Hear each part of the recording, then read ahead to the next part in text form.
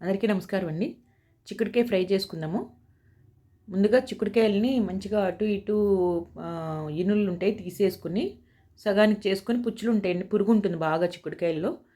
Open చేసుకొని మొత్తం చూసుకొని ఇట్లా చేసుకొని సగం హాఫ్ నేను కొద్దిగా ఉప్పేసి చిన్న గ్లాస్ నీళ్ళు పోసి కొద్దిగా బాయిల్ చేసి పక్కన పెట్టేసాను. అయితే దీంట్లోకి ఒక కారం వేసుకుంటే బావుంటుందండి. ఈ ఫ్రైలోనే కాదు, ఏ ఫ్రైలో అయినా వేసుకోవచ్చు. చిక్కుడుకాయ ఫ్రై అయితే ఇంకా బావుంటుంది ఈ కారము. కొన్ని ఎండుమిరపకాయలు కొద్దిగా అండి, మరీ ఫ్రై అవసరం లేదు. వేడవుతే చాలు. మనకు ఒక గుప్పుడు, పెద్ద గుప్పుడంత ఎండుమిరపకాయలు, దానికి సరిపడా 2 టేబుల్ స్పూన్, 3 టేబుల్ స్పూన్ జీలకర్ర. అంతే అండి. స్టవ్ ఆఫ్ చేసేసుకొని మిక్సీ జార్‌కి ఇలా బరగ్గా పట్టుకోవాలి. కొద్దిగా లైట్‌గా ఉప్పు, వెల్లుల్లిపాయలండి.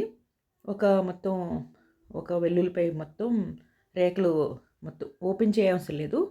పొట్టుతోనే వేసేసుకొని మళ్ళీ ఒక్కసారి పల్స్ తిప్పుకుంటే ఇట్లా కోర్స్‌గా తిప్పుకుంటే ఇలా అవుతుందండి.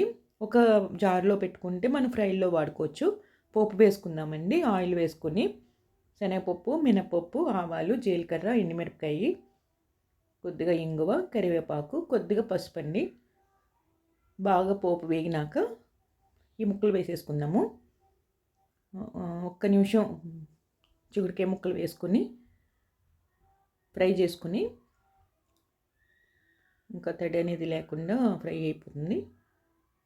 దించే ముందు జస్ట్ మనకి కారానికి తగ్గట్టు మనం ఉంచుకున్న కారం వేసుకుందాం. ఒకసారి పట్టుకుంటే చాలా సార్లు వస్తదండి.